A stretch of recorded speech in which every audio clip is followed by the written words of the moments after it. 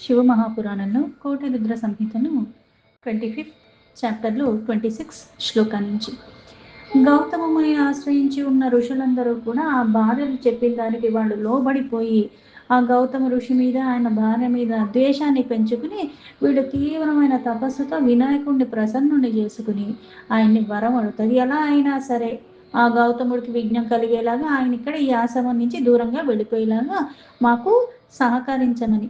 ఈయన అలా చెయ్యటము అనర్థాలకి దారి తీస్తుందని ఎన్ని రకాలుగా చెప్పినా సరే వాళ్ళు వినరు. గణేశ ఉవాచ భవద్దీః ప్రార్థయతే యచ్చ కరిష్యేహం తథా ఖలు పశ్చాద్భావి భవేదేవ ఇత్యుక్తావాంతర్ధదే పునః. ఆ వినాయకుడు కూడా వీళ్ళకి ఎన్ని రకాలుగా చెప్పినా సరే వాళ్ళు ఇంకా మాకు వరం ఇవ్వాలనుకుంటే ఇదే ఇవ్వండి, మాకు ఇంకేం అక్కర్లేదు, ఇంకేదన్నా కోరుకోమన్నా వాళ్ళు అది విముఖత చూపించారు. అందుకని మీ ప్రార్థన మేరకు మీరు ఎలా అనుకుంటున్నారో అలాగే జరుగుతుంది, జరిగేది ఎవ్వరూ కూడా తొలగించలేరు, కానున్నదాన్ని అలాగే కానిద్దాము, మీ ప్రార్థన మేరకు నేను తప్పకుండా మీకు అనుకూలంగానే జరిగేలాగా అలానే చేస్తాను అని పలికి అక్కడి నుంచి అంతర్ధానం అయిపోతాడు. గౌతమః సాన జానాతి మునీనాం వై దురాశయం ఆనంద మనసా నిత్యం పత్న్యా కర్మ చకార తతు. గౌతమ మహర్షి ఏమో ఈ ఋషుల యొక్క స్వభావాల గురించి దేని గురించి ఏమి ఆయనకి తెలియక ఆయన చక్కగా చాలా ఆనందంగా ఆయన భార్యతో కలిసి ఆ నిత్య కర్మలన్నవి చాలా చక్కగా ఆయన చేసుకుంటూనే, ఎందుకంటే పరోపకారమే ఆయన ఇదిలో ఉన్నాడు కాబట్టి ఆయన చక్కగా అవన్నీ చేసుకున్నాడు ఎటువంటి వికారాలు లేకుండా. తదనంతరే చ యజ్జాతం చరిత్రం వరయోగతః తదృష్టార్షి ప్రభావాత్తు శ్రూయతాం తన్మునీశ్వరః. ఇలా నిరంతరమైన నిత్యకర్మల్లోనే హాయిగా ఉన్నాడు.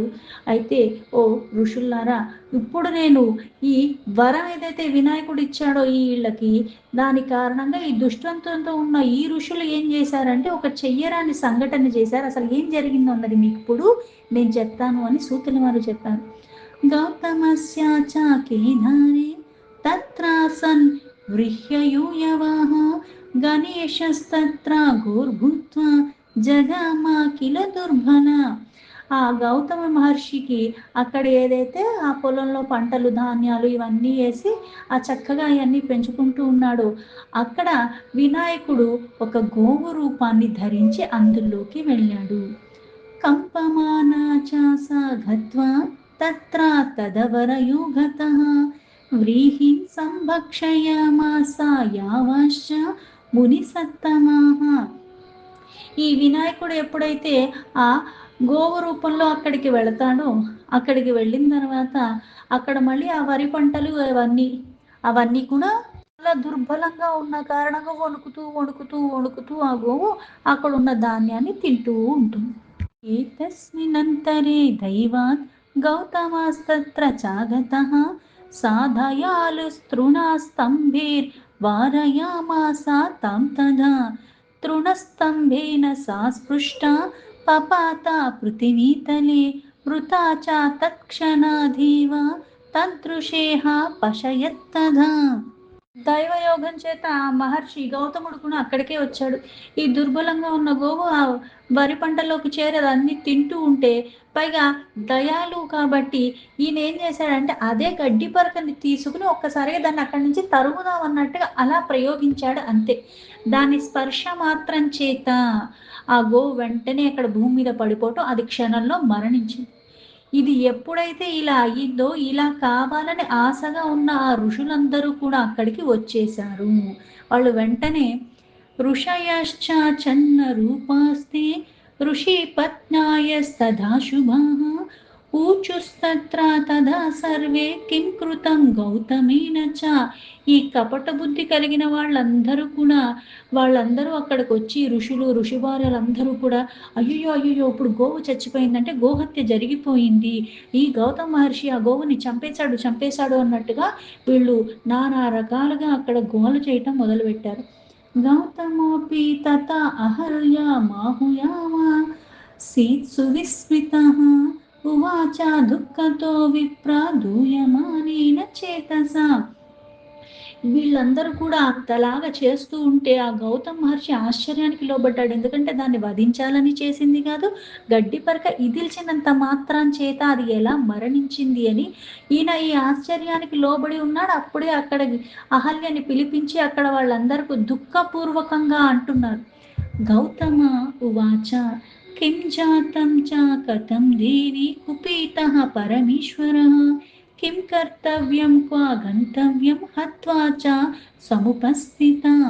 ఈ గౌతమ మహర్షి వెంటనే ఆయన భార్య అయిన అహల్యని పిలిచారు. ఓ దేవి, ఇప్పుడు ఏం అనర్థం జరిగిపోయింది, ఇది ఎలా జరిగిందంటావు? పరమేశ్వరుడు నా మీద కోపగించి ఉన్నట్టున్నాడు. ఇప్పుడు నేను ఎక్కడికి వెళ్ళను, ఏమి చెయ్యను?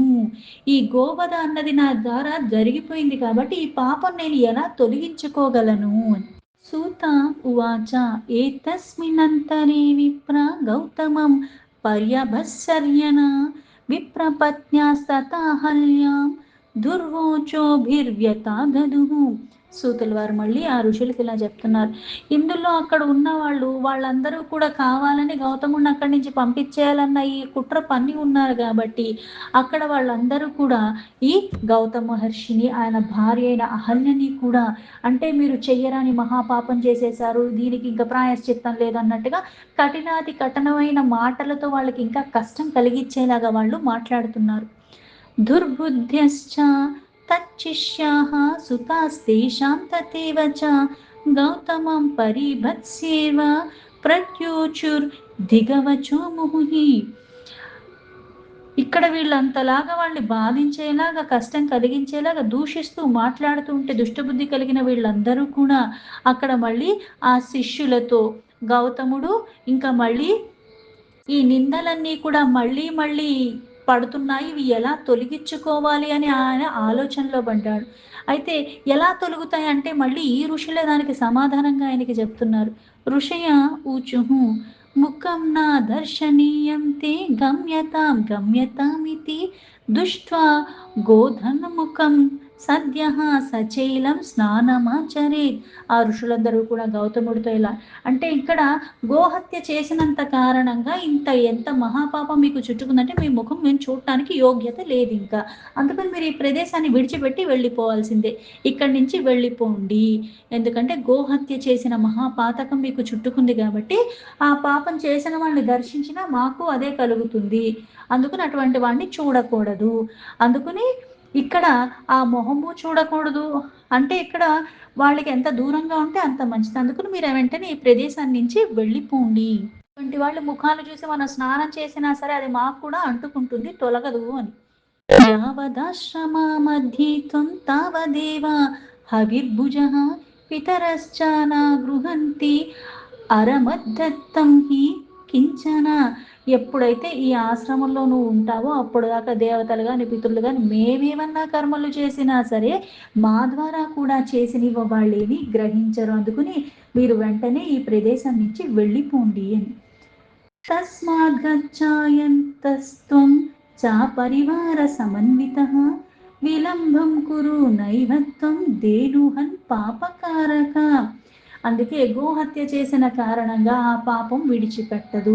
అందుకని పరివార సహితంగా ఇంక ఎక్కడికన్నా ఈ ప్రదేశాన్ని విడిచిపెట్టి మీరు వెళ్ళిపోండి, ఇంకా సమయాన్ని వృధా చేయొద్దు, వెంటనే వెళ్ళిపోండి అన్నారు.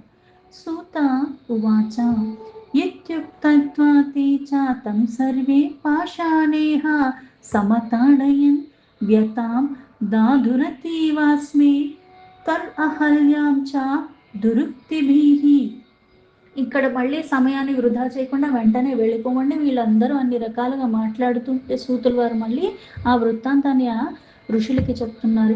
ఇలా చెప్పేసి అక్కడ మళ్ళీ వీళ్ళు ఏం చేస్తున్నారు, మాటలతో బాధించేశారు, అనరానివన్నీ అనేశారు. అనేసిన తర్వాత రాళ్ళు తీసుకుని ఆయన వెంటనే అక్కడి నుంచి వెళ్ళిపోవాలని గౌతమ మహర్షిని ఆయన భార్యని కూడా దుర్వచనాలు మాట్లాడుతూ ఆ రాళ్లతో వాళ్ళని కొట్టడం మొదలుపెట్టి ఇంకా దుఃఖాన్ని కలిగిస్తుంటే మానసికంగా కలిగించి ఇప్పుడు శారీరకంగా కూడా దుఃఖం కలిగేలాగా ఆ రాళ్లతో కొడుతున్నారు.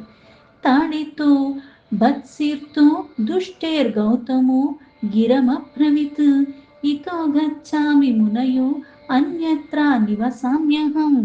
వీళ్ళంతా ఇంత తీవ్రంగా బాధిస్తూ ఉంటే వెంటనే గౌతమ మహర్షి ఆ స్థానం నుంచి వెళ్ళిపోవటానికి వాళ్ళందరినీ కూడా నేను వెంటనే ఇక్కడి నుంచి వెళ్ళిపోతాము అని చెప్పి అక్కడి నుంచి వాళ్ళందరూ కూడా పరివార సహితంగా గౌతమ మహర్షి అక్కడి నుంచి కొంచెం దూరంలో తన నివాసాన్ని ఏర్పరచుకున్నాడు. ఇత్యుక్తత్వా గౌతమస్తస్మాత్ స్థానాచ్చ నిర్గతస్తథా గత్వా క్రోశం తదా చక్రే ఆశ్రమం తదనుజ్ఞయ. ఇలా చెప్పిన గౌతమ మహర్షి అక్కడ కొంచెం దూరంగా వెళ్ళిపోయిన తర్వాత అక్కడ మళ్ళీ వాళ్ళకి నివసించడానికి వీలుగా వీళ్ళు మళ్ళీ అక్కడ ఒక ఆశ్రమాన్ని ఒక క్రోశ దూరంలో మళ్ళీ అక్కడ చక్కగా వాళ్ళందరూ కూడా నిర్మించుకుని ఉన్నారు. యావచ్చైవాభిశాపో వై తావత్ కార్యం న కించన నా కర్మణ్యాధికారోస్తి దైవే పిత్రేత వైదికే. గౌతమ మహర్షికి తెలిసింది ఏంటంటే ఆ పరోపకారంతో ఆయన ఇవన్నీ క్రతువులు ఎప్పుడు నిత్యకర్మలు చేస్తూనే ఉంటాడు. ఇప్పుడు గోహత్య చేసేసాని ఈ మహాపాతకాన్ని ఎలా తొలగించుకోవాలి, అది ఎలా జరిగిందన్నది కూడా ఆయన ఇందులోంచి ఇంకా తేరుకోవట్లేదు. అందుకని ఈ గోహత్య పాపాన్ని ఇది నేను ఎలా తొలగించుకోవాలి, అది తొలగకుండా నేను ఇంకేమీ చెయ్యలేను. ఇక్కడ వేదాలు ఏమని చెప్తున్నాయి, పితృకార్యాలు కానీ ఇవన్నీ కూడా చేయటానికి ఇంకా నేను అధికారాన్ని కోల్పోయాను. అధికారాన్ని కోల్పోయిన కారణంగా అవి నేను చెయ్యాలి. అవి నేను మళ్ళీ చేయాలంటే ఈ పాపాన్ని నేను తొలగించుకోవాలి. ఇది ఎలా నేను తొలగించుకోవాలి అని. మాసార్థం చ తతో నిత్వా మునిన్ సంప్రార్థయత్ తదా గౌతమో మునివర్యః సాతేన దుఃఖేన దుఃఖితః. ఈ ప్రకారంగా ఇలా ఒక అరమాసం అయిపోయింది, అంటే ఒక 15 రోజులు అయిపోయింది. ఇలా అయిపోయిన తర్వాత ఆయనకి ఇంకా బాధ వచ్చేస్తుంది, ఆ క్రతువులు చెయ్యలేకుండా అయిపోతున్నాడు కాబట్టి. అందుకని మళ్ళీ గౌతమ్ మహర్షి మళ్ళీ ఆ ఋషుల దగ్గరికి వెళ్ళి మళ్ళీ వాళ్ళని ప్రార్థించాడు. గౌతమ ఉవాచ అనుకంప్యో భవద్భిశ్చ కథ్యతాం క్రియతే మయా యథా మదీయం పాపం చ గచ్చతి విధి నివేదితం. గౌతమ మహర్షి మళ్ళీ ఆ ఋషుల్ని ఇలా అడిగాడు, ఇప్పుడు కృపతో నాకు ఏం చెయ్యాలన్నది, ఈ పాపాన్ని నేను ఎలా తొలగించుకోవాలా అన్నది కూడా నివారణ నాకు చెప్పండి. నా ఈ పాపం నేను ఎలా తొలగించుకోగలను, నాకు ఉపాయం ఏదన్నా ఉంటే మీరే చెప్పండి అని. సూత ఉవాచ ఇత్యుక్తాస్తే తథా విప్ర నోచుశ్రైవ పరస్పరం అత్యంతం సేవయా పుష్ట మిలిత ఓకతః స్థితాః. సూతుల వారు మళ్ళీ ఆ ఋషులకి ఇలా చెప్తున్నారు. గౌతమ మహర్షి ఇలా ఆ ఋషుల్ని అడిగిన తర్వాత వాళ్ళు ఏం మాట్లాడలేదు. తర్వాత వాళ్ళందరూ కూడా అక్కడ అంటే వినయపూర్వకంగా ఈయనని మళ్ళీ మళ్ళీ అడుగుతాడు. వీళ్ళు ఏం చెప్పకపోతే మళ్ళీ మళ్ళీ పాపం ఆయన గౌతమ మహర్షి దీన్ని నేను ఎలా నివారించుకోవాలి, ఇప్పుడు నేను ఏం చేస్తే ఇది తొలగిపోతుంది, ఎందుకు మళ్ళీ వేరే నిత్య కర్మలు చేసుకోవడానికి అర్హతను కోల్పోతున్నాడు కాబట్టి ఆ కర్మలు చేయకుండా ఉండలేని స్థితిలో ఉన్నాడు కాబట్టి. ఇక్కడ మళ్ళీ అంతర్భాగంగా మనకి లీల ఏం చెప్తున్నారంటే, ఇక్కడ ఏదైతే వినాయకుడు ముందే చెప్పాడు కానున్నది కాక మానదు అంటే, ఇక్కడ కొన్ని జరుగుతున్నప్పుడు ఎలా కనిపిస్తుంది అంటే, ఇంతలాగా పరమేశ్వరుని ఆరాధించి ఆ నీరు లేని కాలంలో కూడా వరుణుడి ద్వారా ఎలా అయితే ప్రసన్నత పొంది అక్కడికి తెప్పించి ఇంత స్థితిలో ఉన్నవాడికి ఎలా దీన్ని తొలగించుకోవాలి, ఎలా ఇది నాకు తగిలింది అన్నది తెలియకుండా ఉంటుందా అంటే, మళ్ళీ కొన్ని కొన్ని స్పృహలు ఆ సందర్భంలో లేనట్టుగా పరమాత్మ చేసే లీల. కొన్ని సత్పురుషుల ద్వారా కొన్ని ఇంకా అసాధ్యమైనవి మళ్ళీ చరిత్రలో నిలిచిపోయేనట్టుగా వాళ్ళతో కొన్ని స్థాపింప చేస్తాడు. తనకి తానుగా కొన్ని చేపిస్తున్న లీలల్లో భాగమే ఇది. అందుకే ఇక్కడ ఎన్నిసార్లు అడిగినా సరే వాళ్ళు ఏమీ ఆయనకి సమాధానం చెప్పలేదు. ఇంకా పాపం చాలా వినయంగా ఎలా ఇది తొలగించుకోవాలని ఆయన మళ్ళీ అడుగుతున్నాడు. గౌతమో దూరతః స్థిత్వా నత్వా తాన్ ఋషి సత్తమాన్ పప్రాచ వినయావిష్టః కిం కార్యం హి మయాధునా. ఎందుకంటే దర్శించుకున్న పాపం, అందుకని చాలా దూరంగా ఉండే వాళ్ళతో మాట్లాడుతున్నాడు చాలా వినయంగా. ఇలా అక్కడ అడిగి అలానే దూరంగా నిలిచిపోయి ఉంటే ఈ ఋషులందరూ కూడా మళ్ళీ పాపం ఆయన గౌతమ మహర్షి వీళ్ళకి నమస్కారం చేసి మళ్ళీ వినయపూర్వకంగా సమాధానం కోసం అది తొలగించుకునే ఉపాయాన్ని చెప్పమని అడిగాడు. ఇప్పుడు నేనేం చెయ్యాలి అని. ఇత్యుక్తే మునీనా తీన గౌతమేన మహాత్మన మిలితాః సకలాస్తేవై మునయో వాక్యమబ్రువన్. ఆ మహాత్ముడైన గౌతముడు ఇలా పరిపరి విధాలుగా అంత వినయంగా ఆర్తిగా అడుగుతూ ఉంటే అప్పుడు మునులందరూ కూడా ఒకసారిగా వాళ్ళందరూ చర్చించుకున్నప్పుడు ఆయనతో ఇలా చెప్తున్నారు. ఋషయ ఊచుః నిష్కృతిం హి వినా శుద్ధిర్జాయతే న కదాచన తస్మాత్తం దేహ శుద్ధ్యార్థ ప్రాయశ్చిత్తం సమాచర. ఆ ఋషులందరూ కూడా అప్పుడు గౌతమ మహర్షికి ఇలా చెప్తున్నారు. గోహత్య పాతకం తగులుకున్న కారణంగా ఇటువంటివన్నీ కూడా ప్రాయశ్చిత్తాలు చేయకుండా శుద్ధన్నది లభించదు. అందుకు నువ్వు శరీర శుద్ధి నిమిత్తంగా ప్రాయశ్చిత్తం చేసుకోండి అని చెప్పారు.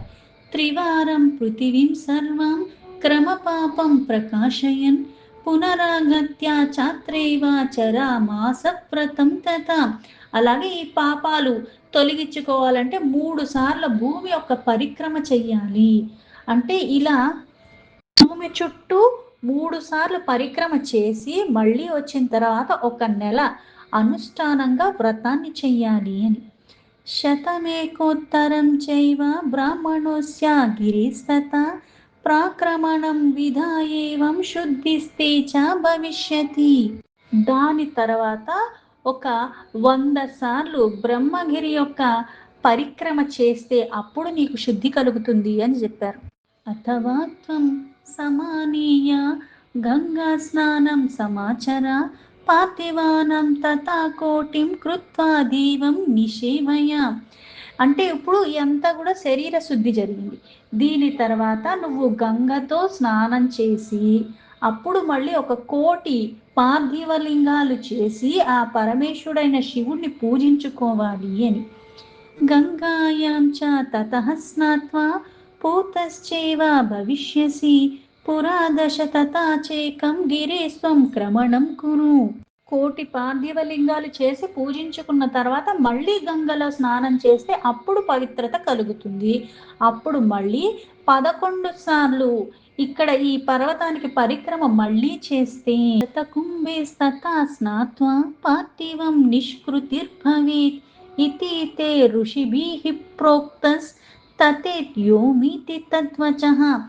ఇలా అవన్నీ చేసిన తర్వాత మళ్ళీ ఇక్కడ 100 కడవలతో తీసుకొచ్చి గంగాజలం ద్వారా మళ్ళీ స్నానం అంటే ఈ విధి విధానంగా ఆ పార్థివ లింగాన్ని పూజించుకున్న తర్వాత అప్పుడు ప్రాయశ్చిత్తం అన్నది పూర్ణంగా అయిపోతుంది. ఈ ప్రకారంగా చేసుకోవాలని ఆ ఋషులు చెప్పారు. గౌతమ మహర్షి వీటి అన్నిటి కూడా సరి అని చెప్పారు అని చెప్పి ఆయన అవన్నీ చేయటానికి వెంటనే సిద్ధపడిపోయాడు. పార్థివానాం తథా పూజాం గిరేహ ప్రాక్రమణం తథా కరిష్యామి మునిశ్రేష్ఠ ఆజ్ఞయ శ్రీమతామిహ.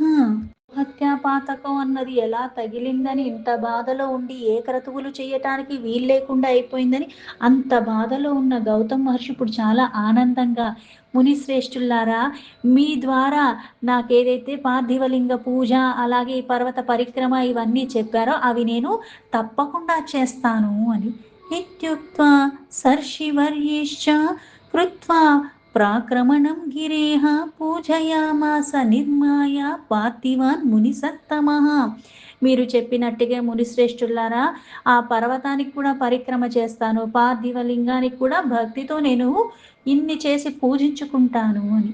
అహల్యా చ తతః సాధ్వి తచ్చ సర్వా చకారస శిష్యాశ్చ ప్రతిశిష్యాశ్చ చక్రుహుం సేవాం తయోస్తథా. ఆయనలాగే ఆయన భార్య అయిన అహల్య కూడా సాధ్వీమని వాళ్ళందరూ పైగా వాళ్ళ శిష్యులు కూడా అదే సమయంలో ఇక్కడ చక్కగా వాళ్ళిద్దరికీ సేవించుకుంటూ వాళ్ళు కూడా చాలా చక్కగా అవన్నీ కూడా చేయటానికి పూనుకున్నారు. దీంతో శివ మహాపురాణంలో కోటి రుద్ర సంహితను 25 చాప్టర్ సంపూర్ణం.